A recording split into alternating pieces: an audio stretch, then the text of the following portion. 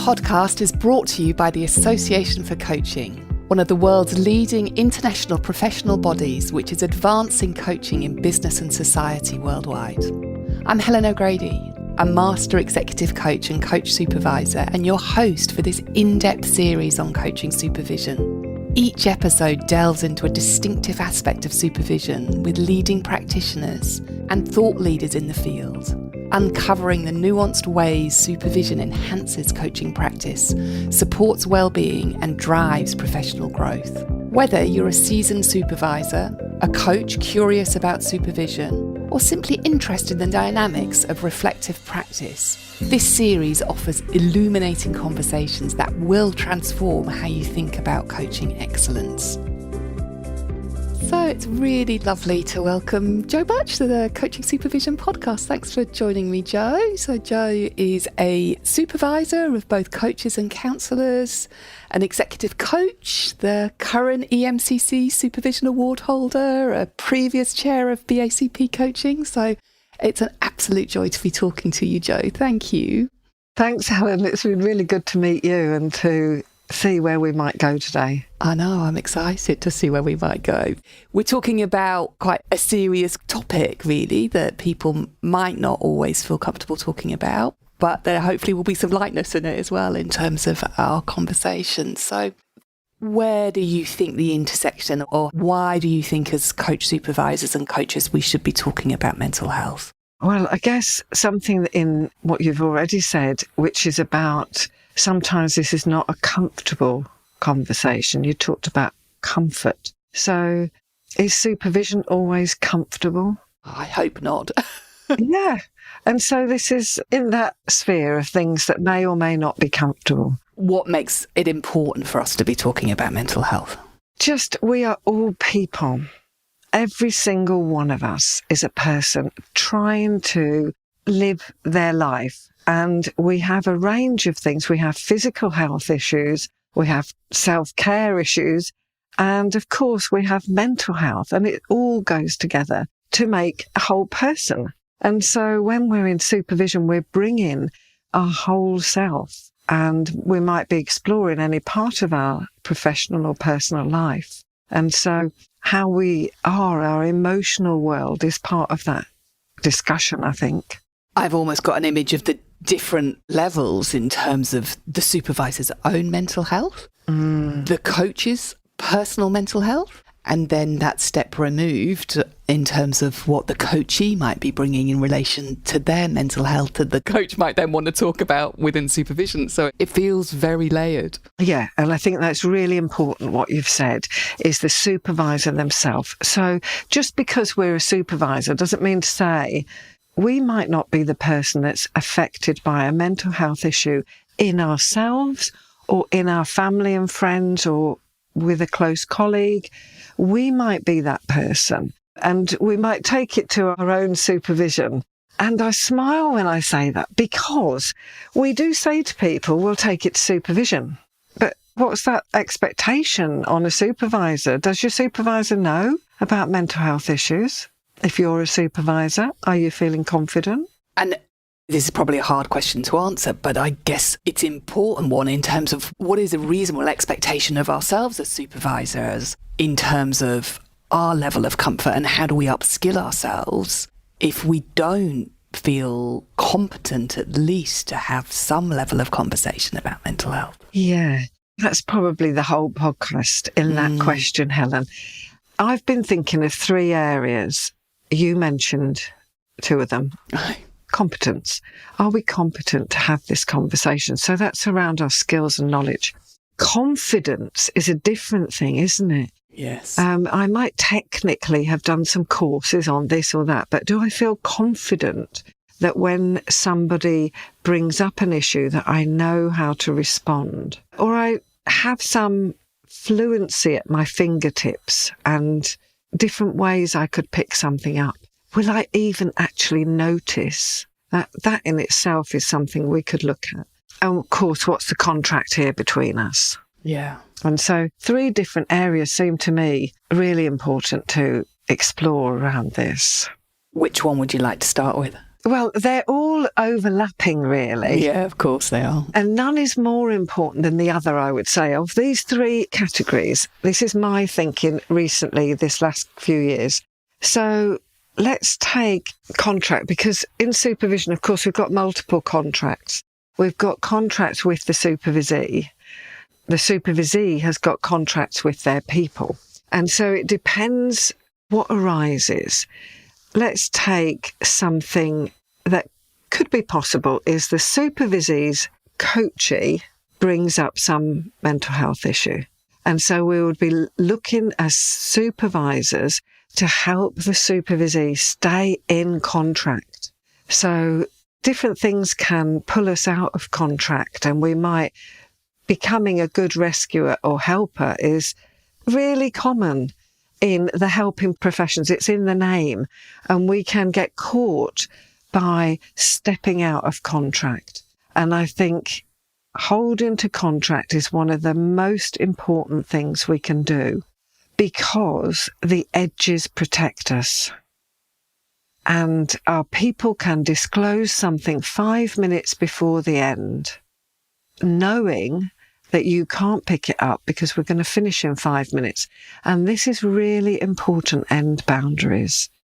And sometimes we can get caught into thinking, oh, well, let's talk for another half an hour on that because that's a really important issue. Damn, you've scuppered the plan of somebody's internal processing about how they're going to just check you out. Are you going to be someone I can talk to or not? So there are so many things about contract, but that's one of them, around the end boundary and holding to contract.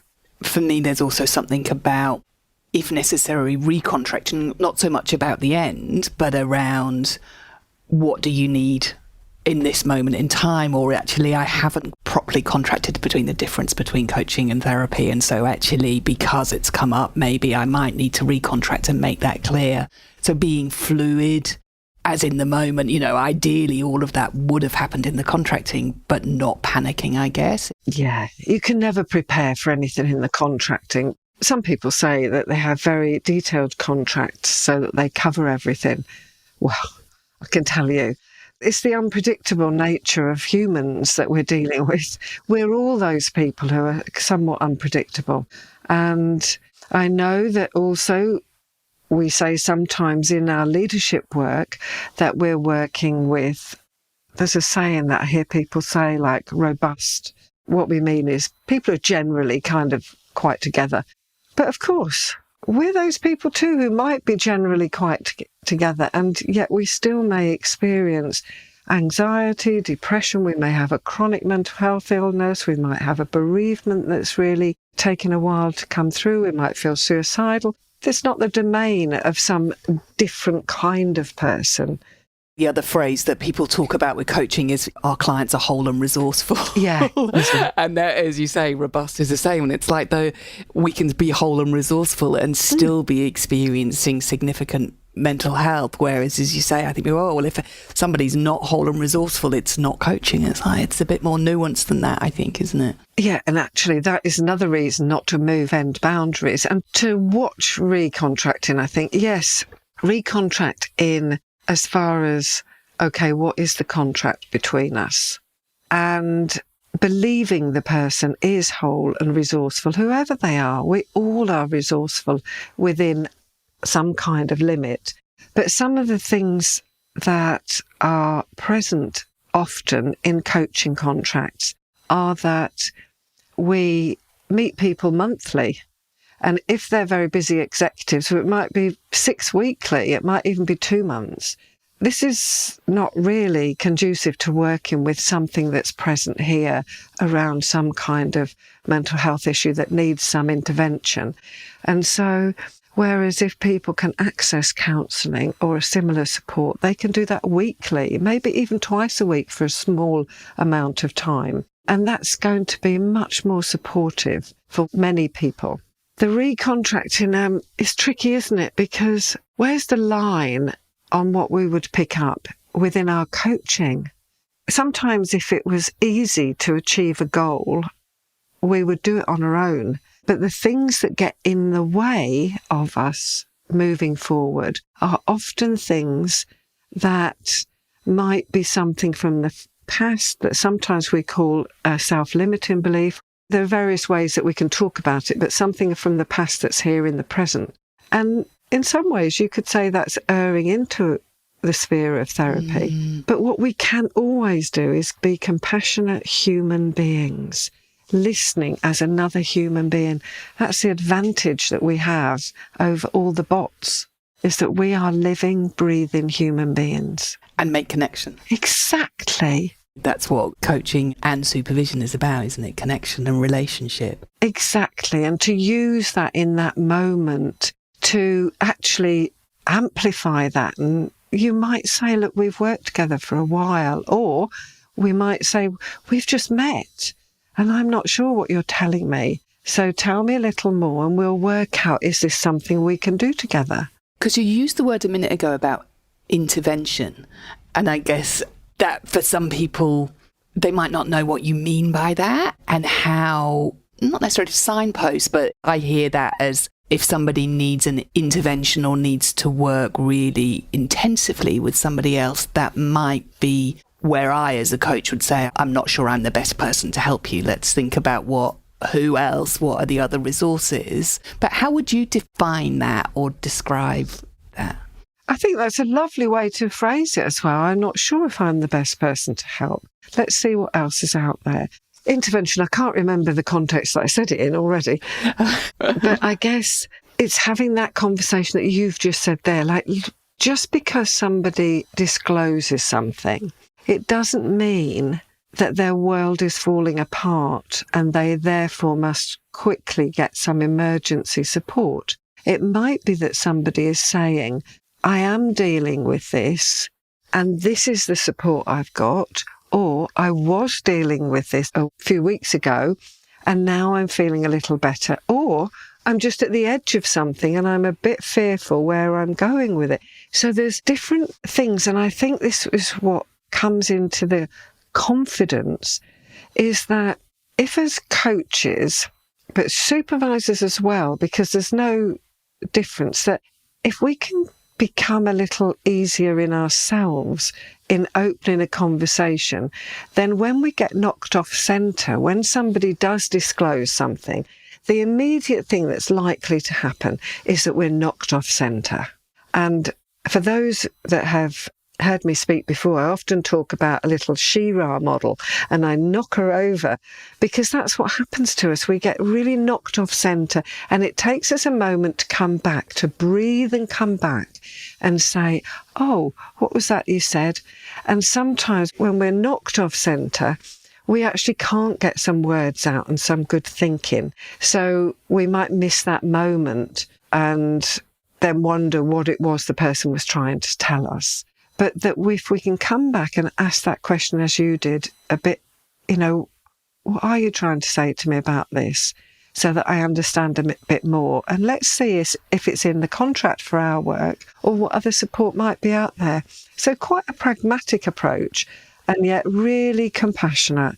This is another human being trying to tell us something.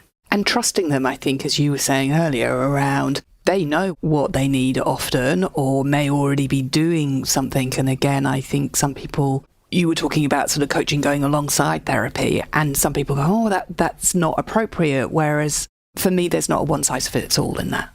No, I think that's fine. I mean, there are things to watch in there, and to talk about in supervision and make sure all the contracts are clear and confidentiality boundaries. It's a different thing, isn't it? I think that's the thing, is we're not one-dimensional human beings.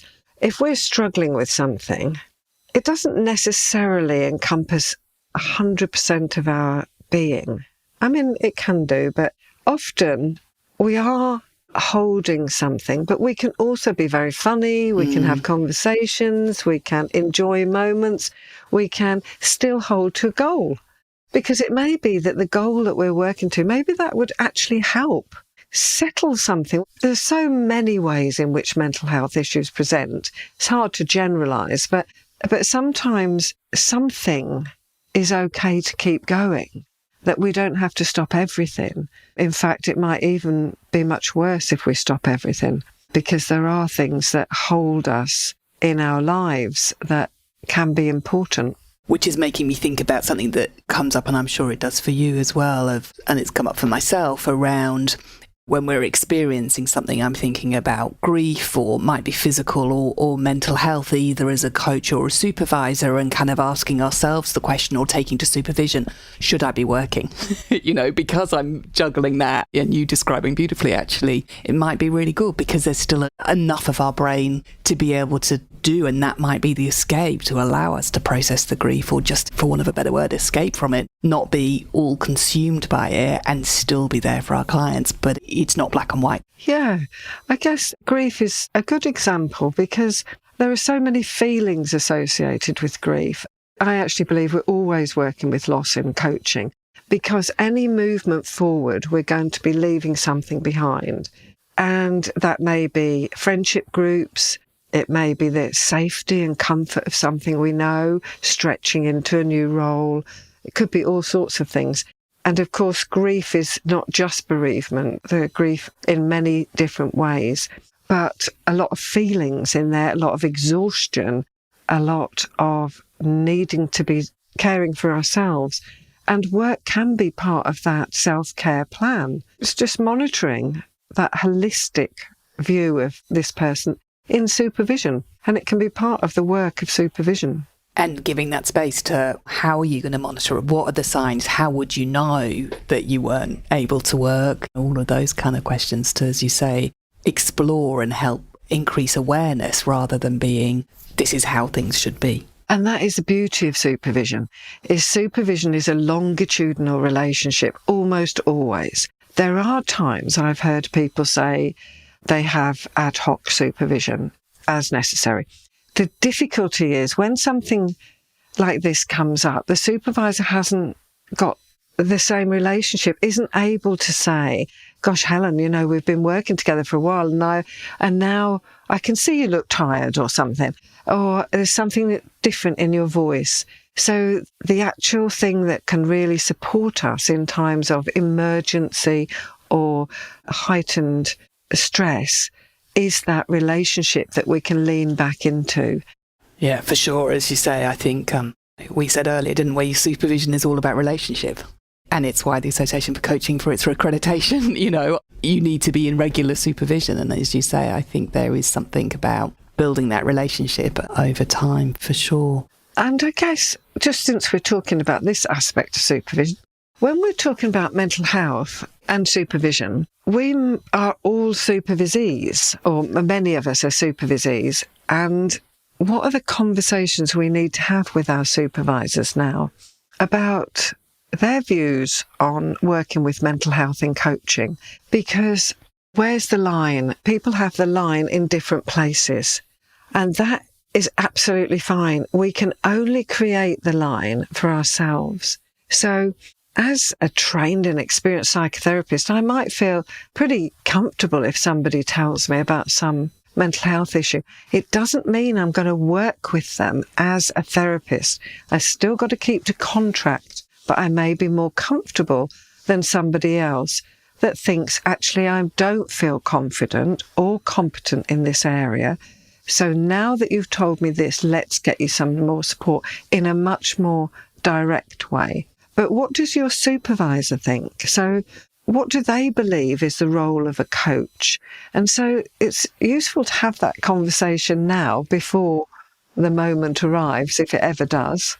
I agree with you. And I tell this story sometimes when I'm training coaches about how my boundaries or my line has shifted. When I very first started coaching, I was coaching on a leadership program and had 12 people. And I think 9 of them I said, I think you need EAP or some other, because they were all crying. And, we got in.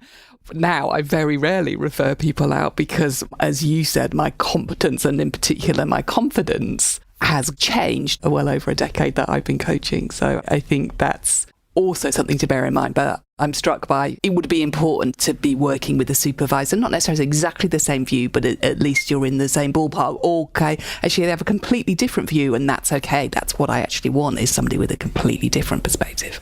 Yeah, and your supervisor actually can help you, not direct you to resources, although maybe they can, because mentoring and coaching and, dare I say it, counselling skills are all part of supervision. Supervision has many ways that we can utilise depending on what's happening with our supervisees. And so your supervisor might point you to some resources, and even if they don't, they can help you identify some places to go and keep checking in on your next supervision. How did that go? How are you doing with your journey? What can we usefully do here that would help you feel more confident in the moment that somebody discloses something to you? And I think confidence comes from having that safe place to talk about it, to actually examine it and go, oh, what do you think? What would I might do differently? That kind of stuff. And I know that's what people bring to the supervision that I run, and I suspect your place as well. I think one of those things around confidence is noticing. So I can't stress this enough. Noticing is the thing, is noticing if somebody arrives at their coaching session or supervision and says, oh, well, I've got a couple of things I could talk about, this or this. Sometimes that, let's say energy, but might be transference, might be very strong, and the supervisors step in or the coach step in and say, oh yes, let's start here, rather than pause and go, oh, I see, you've got two things you could bring today. Because sometimes people, when they're going to tell us something that they're a bit worried about, hide it in different ways. And one is giving us multiple options at the beginning and almost daring us, you pick for me, you pick. Yeah. And the same, of course, at the very end of a session where somebody might disclose something. Is so being ready to notice the small things.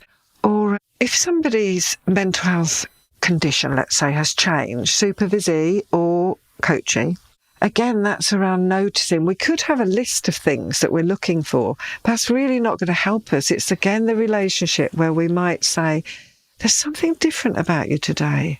What's happening? And just pause and explore that and just notice. Without diagnosing. It's just, is there something different? It feels different. What's going on? Yeah. What's significant, if anything? That's the key. And somebody might say, well, I've had a lot of sleepless nights. You know, I'm not doing too well after whatever event or something. And then we can sort of ask some more questions.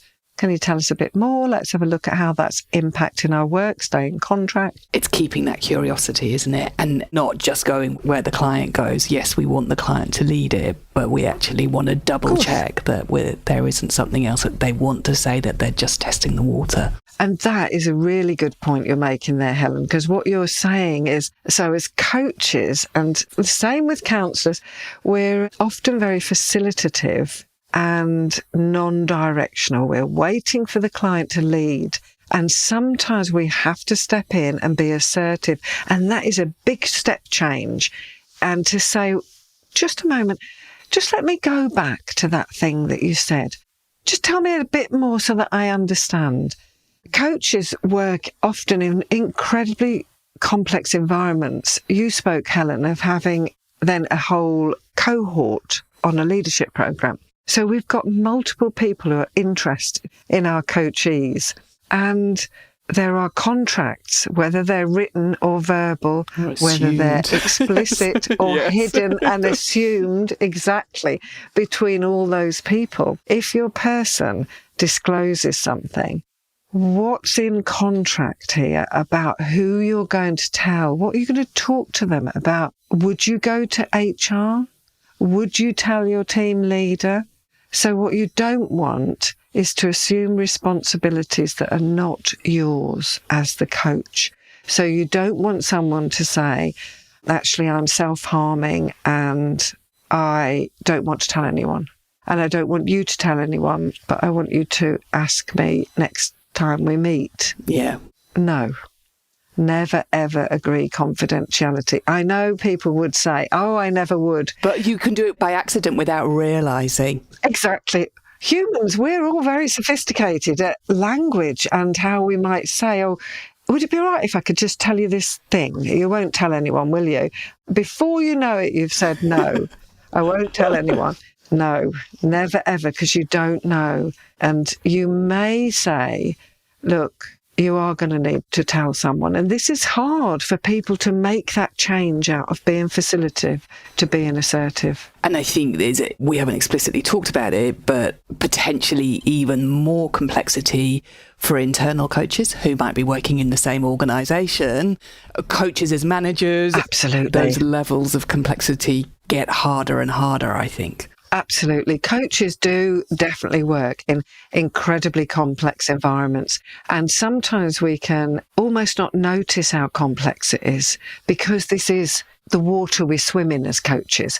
But actually, as soon as something comes up like this, we're going to be looking at actually who is the contract with? Who would be okay to tell? Who's the right person according to the contract to tell? Not only within the organisation, but obviously in your associate body or whoever your contract managers are. And supervision is a brilliant place to work that out if it's not immediately apparent. Yeah. We've talked quite a lot about contract and confidence. We haven't really talked about competence yet. It's so hard, isn't it? As you were saying, as a psychotherapist, obviously your competence is very different from mine, but I have a health background. So, there's other people who may not feel they've got any skills in this area. Or I guess, what do we think is the minimum level of? Well, I think there's not a number of things that go together to achieve competence. And it's more a felt sense of competence. Do I feel competent? What would help me to feel competent if somebody says something around their mental health? So one is, where's your starting point? That's going to be different for everyone. But for me, there's different components. One is our own self-awareness. One is the actual knowledge. And then there's skills. But let's have a look at self-awareness. Probably everyone has had some encounter with mental health. Back in our early years, to go back and think, what were the encounters I had in my early years? Somebody on the telly, I remember an actor took his own life of a TV show I was watching, and I can remember being so puzzled that an actor, as a child I was then, it stuck with me for a while about what could have been happening in this person's mind. And so we go back and see, was there someone in your family? Was it something in the news? Was it somebody in your neighbourhood? And what were the attitudes and messages you picked up around mental health? It might be yourself, but could be anything. And so how did that shape your thinking now? Where are you now? What are your beliefs about mental health? But also what other external influences, your faith beliefs, your cultural heritage, the community that you live in, what are the beliefs that are around you that you've taken on or that you haven't taken on? So lots around self-awareness and then working out how that plays out in different things that are in life and how this might play out in coaching or in supervision. And so starting with yourself, where are you? Some kind of baseline. All those questions feel like great questions to take to supervision, but you've got to be self-aware enough to go, actually, maybe I've never considered this. Yeah. And that interplay between how frequently, I guess, it might come up within coaching, the types of clients, the types of questions we might ask. It's not even just the awareness, is it? It's the types of questions that we might choose to ask our clients that are all going to influence in this space, I think. Yeah. There's many ways in which we can not talk about things. And we could be not talking about this in supervision, and our supervisor could be not talking about it. Yes. And so who is your supervisor, and is it somebody that you can have these explorations with? You just don't know when somebody is going to say something, and it might be in a formal work environment, but it could be one of your friends. You want to be that person that's able to hear, even if you can't help. You just need to be able to hear and just stop what you're doing and say, hang on a minute, just tell me that again. And so it is in our work. Almost every executive coaching client that's ever chosen me for a coach bench has at some point said, I've chosen you because you're a psychotherapist, because I also have this thing going on. And so our leaders are people. We're all human. And it's all complex. I can't remember the statistics off the top of my head, but I know when I've taught and supported people with this kind of stuff, it's something like 20% of people have suicidal ideation at some point in their lives, self-harm. Those figures, I think, they're a lot higher than people often realise in the general population. It's not a them and a us. That doesn't mean that 20% of the population is going to die by suicide. It's the normalising of this is part of what makes us human. And the more we have conversations with people, the more likely this is going to come up in the space. 20% is 1 in 5. So if you just look around the immediate colleagues and friends, 1 in 5, but I would say it's even higher. Yeah, I'm going to say, I don't quote me on that stat because I certainly haven't looked at them recently. I drove along the road the other day and there was a big billboard about young people and loneliness. And it said, again, I'm not sure I got the figure right, but I think I did. 85% of young people would not tell someone if they felt lonely. There's some shame. It's devastating, isn't it? Isn't that a shocking statistic? That's heartbreaking. But so into knowledge, you asked about this competence. So we've got some work to do on self-awareness. But what kind of knowledge do we want? Of course, there are formal training courses. Are you thinking things like mental health first aid? Yeah. I mean, I guess that's the most standard one, isn't it? Yeah, it is. It's a starting place. But there's no replacement, I think, for understanding people's lived experience. You might know people you can ask, but it's not on someone else to educate us. However, there are films and YouTube and podcasts, and the AC itself has loads of resources that are really helpful. And just looking at some of the more common ways in which our mental health stretches and snaps at times and presents as self-harm, addictions, eating issues, bipolar, anxiety, depression, the impact of stress and burnout. And so to be asking people, what was this like? Or listening to something. And formal training and reading for those who like to do that. So finding lots of different ways to find new information and then balancing that with your self-awareness. Well, what do I believe about that? What am I feeling about this? And do I believe leaders can have chronic mental health issues? I do, but do we? Do we believe our supervisor might have a chronic mental health issue? Exactly. Or anybody. And again, you said something a couple of minutes ago about listening and hearing, but without being able to help. Yeah. And I think that's super important, that we can still ask questions, be curious. And when you were talking about lived experience, that was made me think, asking the clients who are in front of us, how does it impact you? With the fact that you've shared that with me, what does that mean for our coaching? Helping is a poison chalice, I tell you. The minute we start to try to help, we've stopped listening and we've started to think about solutions, and we're actually starting to tend then to ourselves and our own fears and performance, or, something going on in ourselves that's saying, I need to help this person, rather than just hanging in, listening, sharing some thoughts together, but not moving into helping.